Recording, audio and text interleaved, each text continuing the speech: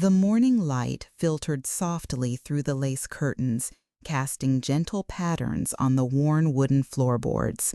The house was heavy with silence, a quiet that had settled in over the years, thickening with every unspoken word between us.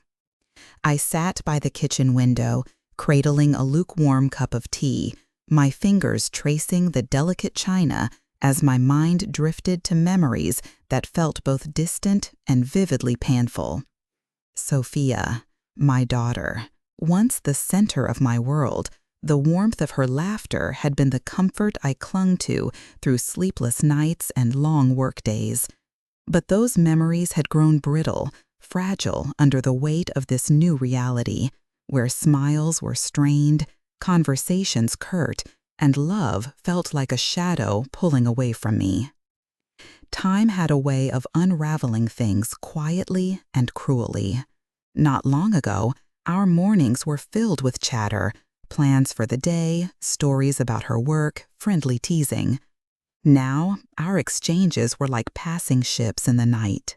Brief and laden with the weight of what was left unsaid, I found myself watching her more closely, noticing the subtle shifts in her tone, the guarded eyes, the polite but distant niceties.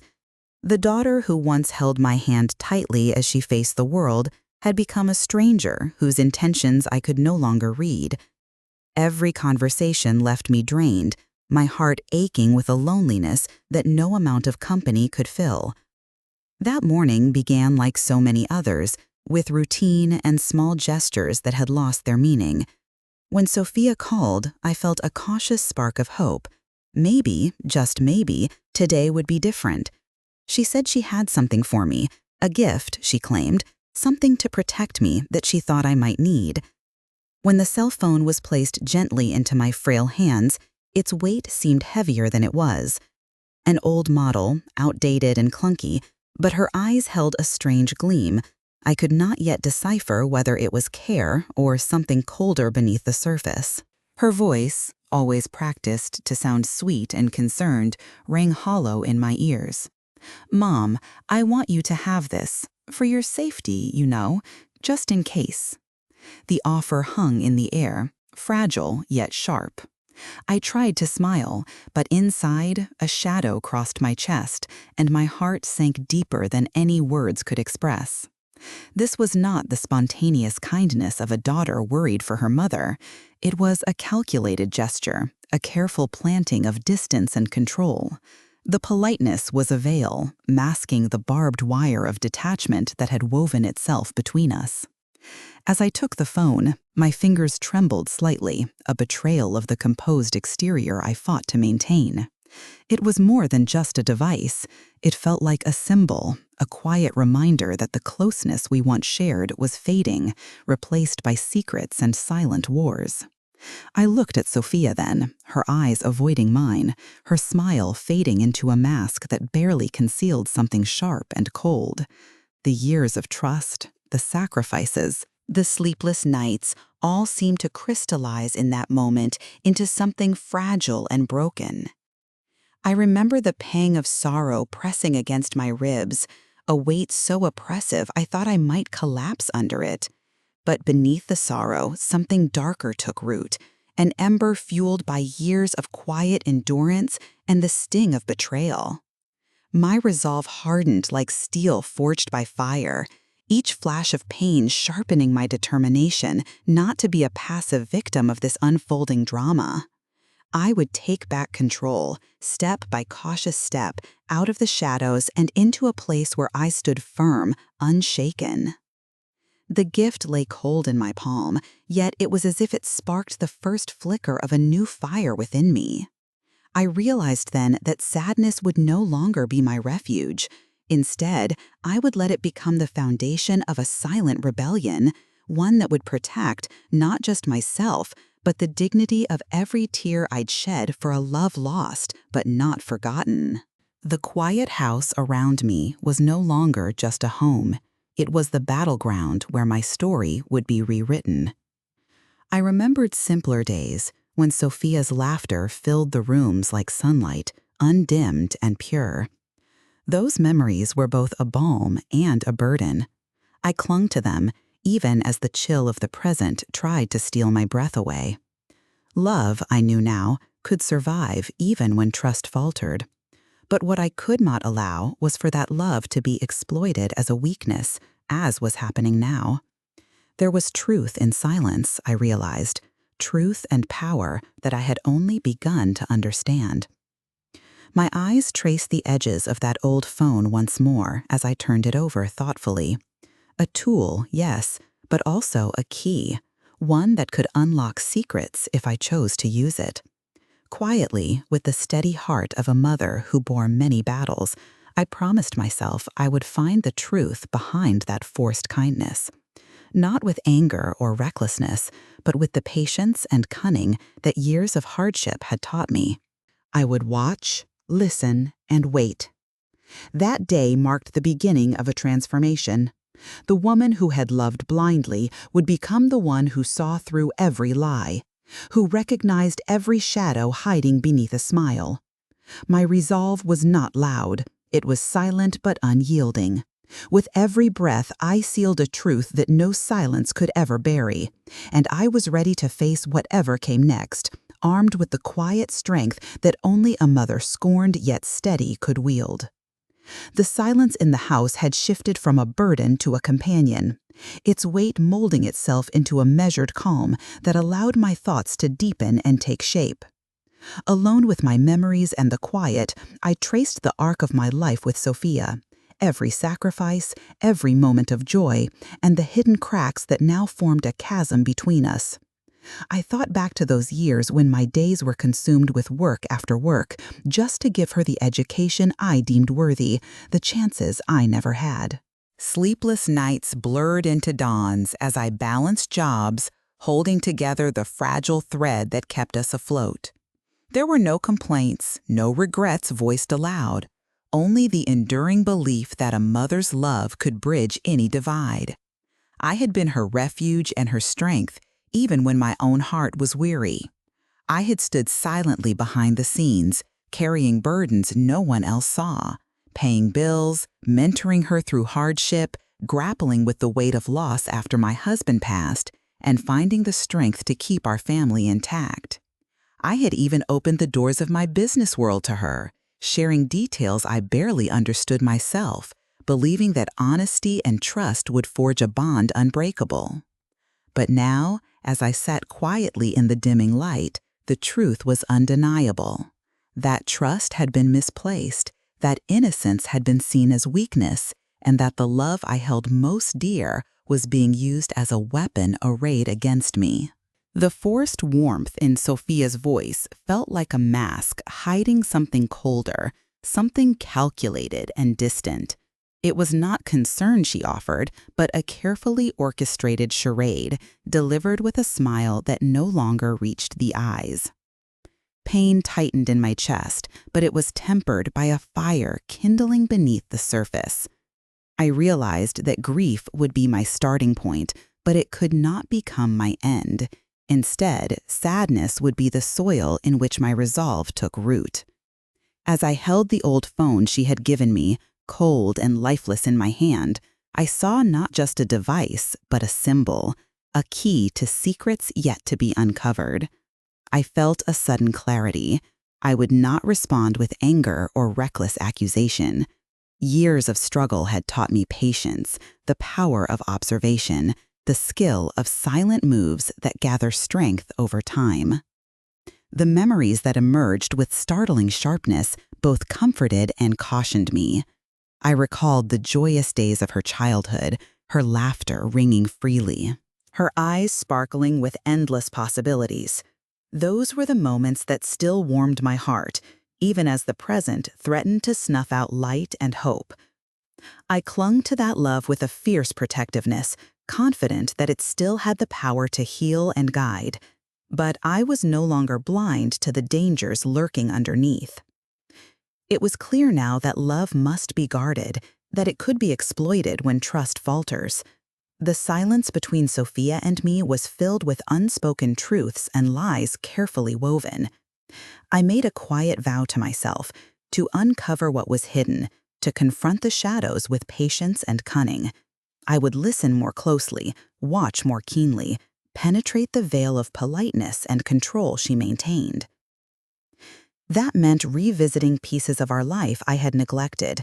Stacks of old documents, faded papers filled with legalese and numbers once ignored became treasures of information. I dug through files and letters, tracing financial statements, scanning old wills, and rereading contracts. Each piece offered clues to the bigger picture, each discovery linking to another thread in the tapestry of betrayal. I learned to read the subtleties of language in bank documents, the small print of property titles, and the hints buried in correspondence with lawyers and accountants. During this quiet investigation, I also observed the small habits and gestures that slipped under Sophia's careful control, the slight hesitation before answering questions, the quick redirection of conversations about money, the way she arrived just a few minutes late, or insisted on privacy when I wanted to talk. I cataloged these signs methodically, understanding that knowledge was my ally. With every passing day, I grew calmer and more focused. My grief gave way to determination, silent, firm, deliberate. I had learned that battles fought openly too soon risked losing their power. This was a game of patience, and I would play it well. The woman who had loved blindly would be replaced by one who saw clearly, who anticipated, who planned every step with care. In this new chapter, I also revisited my own strength, the resilience forged through years of hardship, grief, and perseverance. The nights spent crying in quiet, the endless balancing act of family and work, and the daily grind of keeping our household running were now the foundation of my readiness. I was no longer just a mother filled with pain. I was a guardian of my own destiny, equipped with the knowledge that silence could serve as shield and sword alike. The house, once filled with joyous echoes and now burdened with quiet distrust, seemed to pulse with a new energy, a battleground where I held the power to rewrite the rules. And as I breathed in the stillness that enveloped me, a peaceful kind of strength took hold. It was the calm before action, the acceptance of the long road ahead, and an inner certainty that I would emerge whole. I faced the future, steady and unyielding, prepared to protect not only what was mine, but the memory of a love that had sustained me through all storms. The silence that once stifled was now a vessel for purpose. With every breath, I sealed my resolve to watch, to listen, and to wait for the moment when I could reclaim both truth and peace. The quiet rebellion had begun. The days that followed were marked by a subtle transformation, one that shifted the very atmosphere of the house and my own mind. No longer overwhelmed by grief, I entered a space of quiet vigilance, eyes sharp and senses tuned to every detail that Sophia let slip. She thought I was unaware, that my sorrow had rendered me vulnerable, but beneath the calm exterior, I began to weave my web, thread by thread, piece by piece, constructing a plan as intricate as the betrayal that spurred it. I turned the old phone over and over in my hands, once a symbol of cold distance, now a fragile tool to capture the truth hidden behind polished smiles and whispered lies. I learned to use its simple functions discreetly, recording conversations and noting suspicious calls. The device, though outdated, became my silent partner in this unfolding drama. I kept it with me as I moved through the house, the weight of it a reminder of the distance between Sophia's words and her intentions. Alongside this technology, I revived old habits from my days managing our family's affairs. Meticulous note-taking, careful record-keeping, and the habit of questioning everything. The piles of paper that had once been mere clutter became maps in my quest for clarity. I sorted through bank statements and credit card slips, scouring for discrepancies that would reveal hidden transactions. Wills and property deeds, long ignored, took on new meaning as I recognized their power.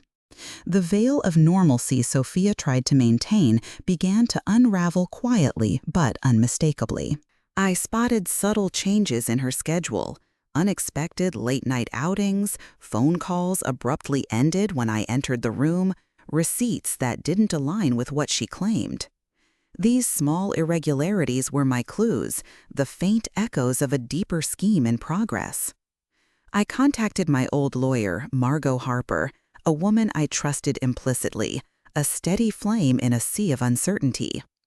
The phone call to her was tentative at first, but when I met her in her crisp office, filled with leather-bound books and the scent of justice, I saw a flicker of old strength rekindled inside me. I handed Margot a folder packed with everything I'd gathered: bank statements with cryptic notes, email printouts, glimpses into an unacceptable betrayal.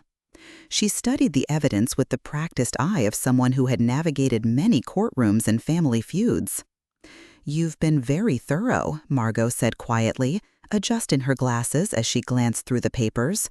Her voice was steady, but I sensed the gravity beneath. Sophia's actions, if proven, could constitute serious breaches, not only of trust, but of the law. I nodded, feeling a cold satisfaction that my silent investigation had borne fruit. I need a way to protect what's mine, and to make sure she can't continue this in the shadows. Margot looked at me, not with sympathy, but with the respect of a professional recognizing a client ready to fight. "We'll take it step by step. For now, document everything. Secrecy and patience are your greatest allies." Leaving Margot's office, I felt a resurgence of power coursing through me. The path ahead required shrouded movements, guarded conversations, and a calm vigilance that I was resolved to sustain. Every legal document I revisited became a shield, every bank record a weapon wielded in this quiet war. Back home, I observed Sophia as if seeing her for the first time, not as my daughter, but as the architect of deception. I noted the way her eyes darted when she thought I wasn't watching, the subtle avoidance when I mentioned family finances, the occasional proud assertion of entitlement to parts of my estate, veiled in casual remarks that tested my reaction. Each encounter was a calculated dance, and I had learned the steps well enough to lead now rather than follow. Recognizing the importance of discretion, I began to clear the house of valuables and important documents, hiding and securing papers that might safeguard our legacy. The act felt symbolic and necessary, like reclaiming pieces of myself that had been carelessly threatened. Every file I tucked away, every deed placed under lock and key, was a brick in the walls of my silent fortress, built to withstand Sophia's encroaching storm. At times, I felt the ache of loneliness sharpen, that tragic solitude that comes when trust is broken by one's own blood. Yet that ache strengthened rather than shattered me. It reminded me that while love had faltered, my role as protector had merely intensified. For all the lost warmth, there was clarity now, a fierce purpose that grew with every breath. I found solace in memories, like stepping into an old photograph, recalling the laughter and tenderness that had once defined our family's life. Yet I was no longer rooted there. The past was a place to learn from, but my gaze was fixed on the horizon, a horizon lined with challenges I would meet with patience, strategy, and unwavering resolve. To maintain this duality, calm on the surface while planning beneath, I cultivated a quiet routine that reinforced my focus. I rose early, reviewing notes and cross-referencing documents before the day's distractions began. I set gentle traps in conversation, posing questions about finances or future plans that seemed innocent but tested her reactions. Sophia's answers, slippery and rehearsed, only sharpened my suspicions. I learned to read between the lines, to hear what she did not say aloud. In the evenings, I returned to the recordings on the old phone, listening to conversations that revealed half-truths and whispered schemes. Each playback was a confirmation. Each moment captured a step closer to unveiling the full picture. It was painstaking and exhausting work, but necessary. My resolve hardened with every thread unraveled. And yet, beyond the documents and recordings, I remembered that the greatest weapon was my own equanimity. Sophia thrived on control and manipulation. My unpredictability and silence disarmed her more than any confrontation could. As she attempted to unnerve me with veiled accusations or sudden demands, I remained steady, my quiet gaze absorbing her attempts like water holding its shape. I found strength in the knowledge that patience held the power to turn tides. Sophia underestimated the woman she thought was fragile, and in underestimation lay her greatest vulnerability. The years of underappreciated resilience, the quiet strength forged by life's relentless hardships, now surged within me, unyielding and resolute. In the sanctuary of my own home, the place where once Sophia's presence filled every corner, I stood ready. The house, once a symbol of family unity, was now my domain, the battleground over which this silent war would be waged. I no longer felt adrift in sorrow, but anchored in purpose. With every recorded word, every hidden document, every careful observation, I built a case not only against betrayal, but for my own liberation. I was a mother betrayed, yes, but also a woman reborn, patient, methodical, and fiercely determined. Each day brought me closer to the moment when silence would break and the truth would stand unshaken before us both. Until then, I would wait, watching, planning, and gathering all that I needed to reclaim my life and my dignity. The plan I had nurtured in the quiet solitude of my mind began to take on a weightier form, a tangible shape that moved from thought to action. Each day, every carefully chosen step deepened my command over a situation that once felt hopeless. The house, which had echoed with laughter and warmth, now carried an electric undercurrent, an unspoken tension I wielded like a weapon. I moved like a shadow, gliding through familiar rooms, executing my strategy with the precision of a seasoned player in a silent, invisible game. Conversation became my foremost tool. I approached Sophia with questions cloaked in casual curiosity. Have you thought about what comes next for the house? Or, how are your plans for the future coming along? Her answers were measured, polished, designed to deflect. She smiled a smile too practiced, engaged in the dance of avoidance that I was learning to anticipate. But behind her well-crafted facade, a flicker of unease betrayed her. I pressed gently, an expert at probing without revealing my hand. Each evasion, every half-truth, unfolded another layer of the deception I was determined to expose. Parallel to our verbal exchanges, I began gathering and securing anything of value and importance from around the house. Documents I had unwittingly left within reach, valuable heirlooms, papers tied to our finances and property. Handling each item, I felt the sting of betrayal dissolve into a quiet victory. This was reclaiming, a silent reassertion of ownership and control. The act itself grounded me in purpose. Every letter I stowed safely, every ledger I tucked away, was a step towards an unshakable fortress forged of caution and quiet strength. The tension between urgency and patience dominated my days. Time was an adversary. A delay risked allowing Sophia to realize the subtle shifts, yet moving too swiftly could shatter the careful balance I'd maintained for weeks. Each choice was weighted, each moment weighed. The balance of maintaining appearances for the world while keeping a vigilant watch just beneath the surface tested my stamina and clarity. I began to notice the subtle behaviors that signaled Sophia's growing suspicion, the quick glance away when I broached finances, the deliberate veiling of conversations when she thought I wasn't listening, small, almost imperceptible tells, a tightening of the lips, a slight shift in posture when my attention focused on her. These details became my silent conversation with her, the unspoken signaling between two opponents who once shared so much more. These secret motions, the covert steps in our shared but fractured space, carried their own weight. In the undisturbed calm of my study, I pored over the paperwork gathered, contracts, wills, bank statements laced with nuances I had learned to discern, discrepancies born of greed. Every red flag emerged clearer through concentrated scrutiny. I organized, cross-referenced, and cataloged, building what felt like an unassailable case. This collection of truth, painstakingly assembled, was my safeguard and my weapon. The old phone, the cold gift that had started it all, became a repository for voices and secrets I would no longer allow to hide. In the quiet hours of the night, I played back conversations I had recorded. The whispers behind closed doors, the hurried phone calls that ended abruptly when I entered the room, the evasive language carefully parsed for meaning between the lines.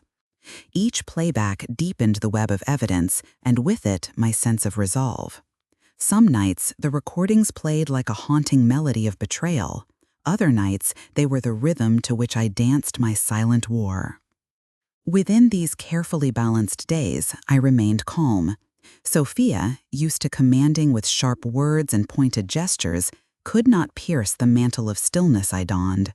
When her veiled accusations aimed to unsettle me, when sudden demands sought to disarm my certainty, I met them with an unfaltering calm, watching her efforts wash over me as water holds its shape without spilling. In this composed silence lay my true power, for in her desire to provoke chaos, I offered only resolute quiet. The strength I had long underestimated in myself revealed itself in this crucible. The years of quiet endurance, of hard labor balancing grief and hope, had forged a spirit unbreakable and unyielding. My mind sharpened to patience, knowing that to act too soon would scuttle the enterprise I had so carefully designed.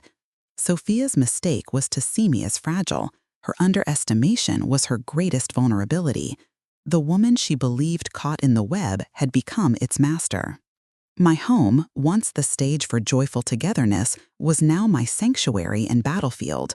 Every corner, every room carried the weight of this transformation. The past whispered to me from the walls, memories both bittersweet and fierce. They reminded me of the love that had endured and the breach that must be healed by truth.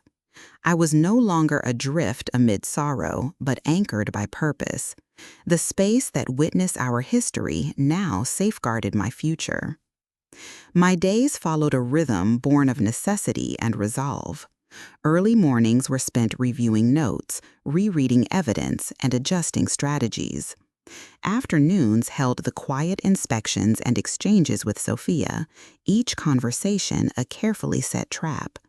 I scattered misinformation with subtlety, an offhand remark, a question that planted doubt, watching as her confidence slipped, exposing cracks beneath her practiced veneer.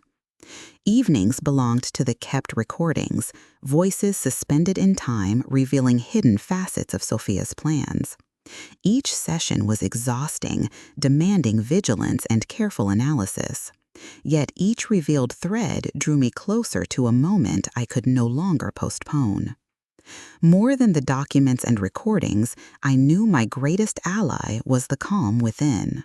Sophia's attempts at control, her manipulations and intimidation, depended on provoking fear and reaction. By remaining silent, unshaken, I became unpredictable. My unwavering gaze and stillness disarmed her far more effectively than any confrontation. In this profound quiet, I understood the power of patience to turn tides. Years of hidden resilience, forged through hardship and silent tears, surged within me. I was no longer just a mother betrayed and heartbroken. I was a woman reborn with method and resolve. The hour before conflict was heavy with anticipation. The house held itself in stillness, each breath I took a preparation for the unveiling ahead. I was ready to reclaim all that was mine, not just possessions and papers, but dignity, respect, and peace. I envisioned the moment when silence would break, the truth no longer hidden in shadows, but standing clear and unambiguous between us both. Until then, I would remain vigilant, watching, waiting, gathering every shred of evidence and strength. In patience, there was power. In quiet, there was justice. The reckoning would come, and when it did, I would meet it prepared, steady, and unyielding, finally free. The moment Sophia stepped through the door that afternoon, a subtle shift passed through the air, one I felt deep in my bones. She carried the usual appearance of ease, her polished smile as practiced as ever, but beneath it flickered something new, a strain, a quiet apprehension that she masked with a brittle composure. The house embraced her return with familiar creaks and echoes, but I knew the comfort of the past no longer held sway here. This was the threshold of reckoning. I met her in the living room, the heart of so many memories, the laughter that once filled these walls, the whispered conversations, the dreams we shared. I steadied my voice, calm and clear, a noise that broke through the quiet with purpose. Sophia, it's time we speak openly. No more silence between us. No more shadows where the truth should live.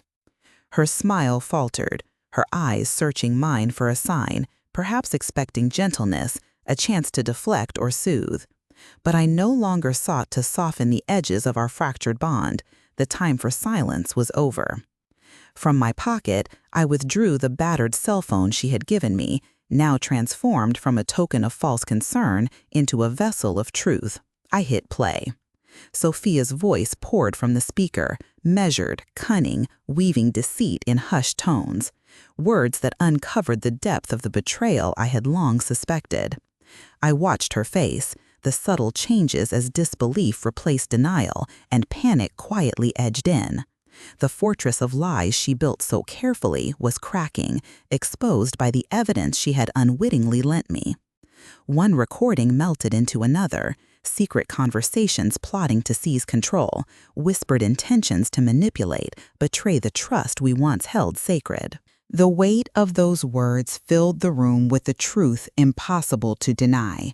Silence between the recordings was thick and heavy, but in that silence, the unspoken accusation roared louder than any argument. I wanted to believe differently, I said softly, my words deliberate and clear, slicing through the room's tension. But silence means consent, and your silence spoke volumes.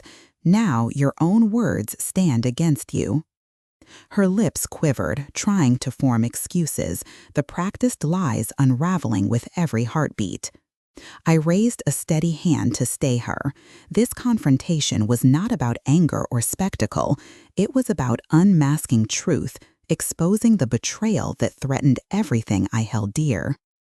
You underestimated me, I said, my voice calm but charged with years of pain and strength. You thought my silence was weakness. Those silences fortified me. They were the quiet forge in which I tempered my resolve, and now they sing louder than anything you have said. Sophia's facade began to crumble, the poised daughter she believed herself to be, now vulnerable and raw. Her eyes filled with shame and regret, but the strength I summoned did not waver. This was not revenge, it was justice, a reclamation of respect, love, and dignity compromised for far too long. The house, steeped in memories of trust and warmth, now bore witness to truth reclaimed. As I stood firm, the silent storm within me was unleashed, not with fury, but with the measured strength of a mother who had endured, who had fought in the unseen battles, and who would no longer be defeated. I closed the folder holding the evidence with a quiet snap and met Sophia's eyes with resolute clarity. Our fractured relationship would never go back to what it was, but this was the beginning, a moment where truth was laid bare and the power dynamics between us irrevocably shifted. The legacy I had protected and nurtured was mine still, defended not just by documents, but by unwavering strength and patience. The silence that followed was not heavy, but charged, vibrating with the possibility of transformation.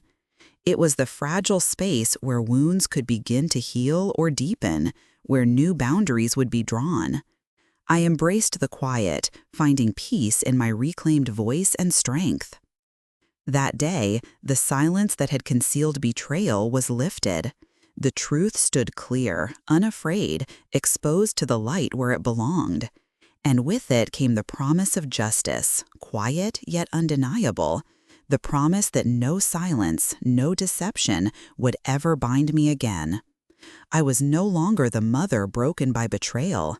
I was a woman reborn, standing tall and steady in the aftermath, ready to write the next chapter on her own terms. After Sophia left that day, an unfamiliar stillness settled over the house, as though the walls themselves were breathing a long, cautious sigh.